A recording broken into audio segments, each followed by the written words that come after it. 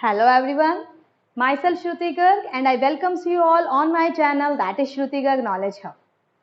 In the previous video, we already had discussed about demand, what is demand, what are the factors affecting individual and the market demand. And today's video, we are going to discuss about demand function, demand schedule and demand curve. But before starting this video, I request you all to please subscribe my channel and like my videos. Please subscribe, share my videos as much as possible. So let's start today's session. Firstly, we are going to discuss about demand function. Demand function होता क्या है? What is demand function? So recall कीजिए कि that in our previous video हमने discuss किया था कि what are the factors affecting demand.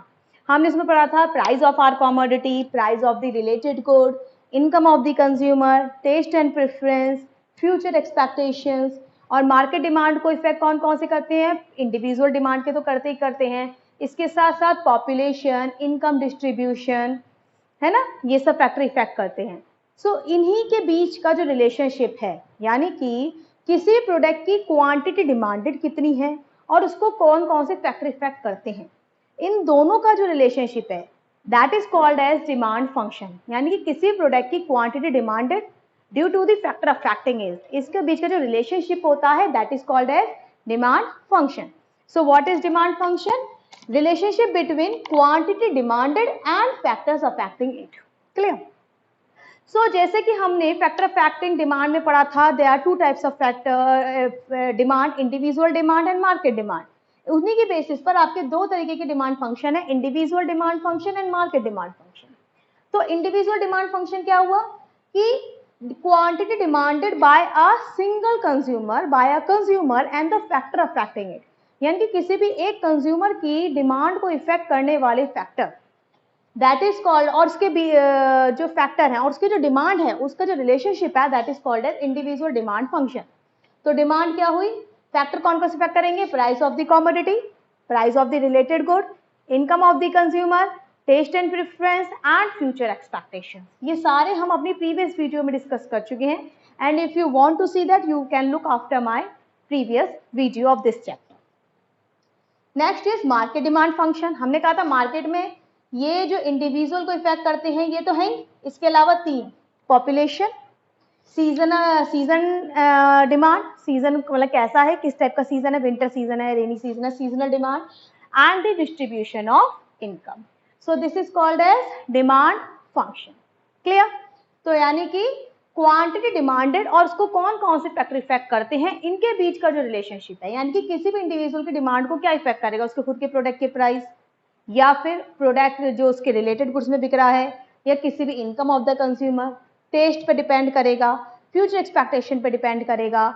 All are the factors which affect the individual demand, उनके बीच का जो रिलेशनशिप है that is called as individual demand function. और मार्केट डिमांड को जो इफेक्ट करेगा that is called as market demand function. Clear? Now we are on demand schedule. Demand schedule क्या है? डिमांड स्केड्यूल है टेबुलर प्रेजेंटेशन. टेबुलर प्रेजेंटेशन मतलब कि जब आप किसी भी चीज की टेबल की फॉर्म में प्रेजेंटेशन करते हैं that is called as tabular presentation. यानी कि टेबुलर प्रेजेंटेशन किस किस के बीच में? Various quantity of a commodity at a different level of price. यानी कि किसी भी प्रोडक्ट के अलग अलग प्राइस पर उस प्रोडक्ट की क्या क्या डिमांड रहेगी किसी भी पीरियड ऑफ टाइम पर. यानी कि एक पीरियड ऑफ टाइम सेट कर लिया, माना अब इस वक्त अगर किसी प्रोडक्ट की प्राइस 10 रुपए है तो उसकी डिमांड कितनी रहेगी, 9 हो जाएंगे तो डिमांड कितनी होगी, प्राइस अगर 8 हो गए तो कितनी डिमांड होगी, 2 रुपीज हो जाएंगे तो कितनी डिमांड होगी. इसका जो टेबुलर प्रेजेंटेशन होगा that is called as demand schedule. Clear? तो जैसे कि आपका इंडिविजुअल डिमांड होता है और मार्केट डिमांड होता है, उसी के बेसिस पे हमने पढ़ा था इंडिविजुअल डिमांड फंक्शन और मार्केट डिमांड फंक्शन. अब हम पढ़ेंगे इंडिविजुअल डिमांड स्केड्यूल और market demand schedule. Individual demand schedule क्या है कि जब 5 रुपीज थे तो डिमांड थी 1, जब प्राइस कम हो गए तो डिमांड ज्यादा हो जाएगी. तो ऑटोमेटिक होता है, तो नॉर्मल बिहेवियर होता है कंज्यूमर का कि जिस प्रोडक्ट के प्राइस कम होते चले जाते हैं उसकी क्वांटिटी डिमांडेड बढ़ती चली जाती है.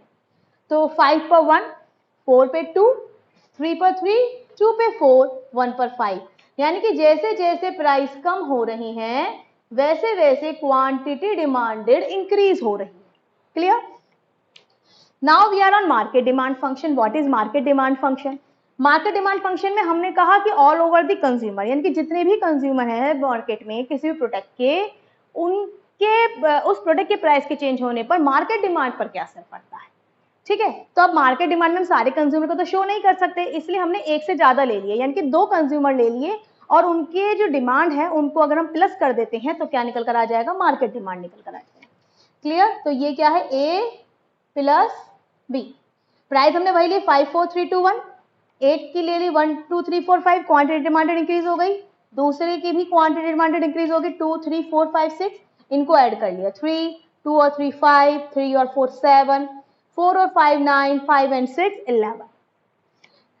जो रिलेशनशिप था वो कॉमन था, यानी कि प्राइस कम होने पर डिमांड बढ़ रही है, मार्केट डिमांड भी बढ़ रही है।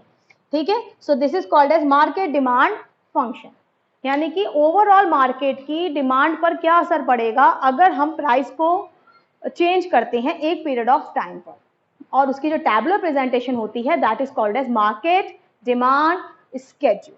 Clear, now we discuss upon demand curve. What is demand curve? Demand curve क्या होता है? जो आपने डिमांड स्केड्यूल बनाया है ना, इसी डिमांड स्केड्यूल को अगर आप ग्राफिकल प्रेजेंटेशन दे देते हैं, ग्राफ के थ्रू रिप्रेजेंट कर देते हैं, that is called as demand curve. Clear, so अभी हमारा इंडिविजुअल डिमांड स्केड्यूल क्या है, 5 पर 1, 4 पे 2, 3 पर 3, 2 पे 4 एंड 1 पर 5। तो इसी तरीके से हमने अपना डिमांड स्केड्यूल बनाया, कर बनाया।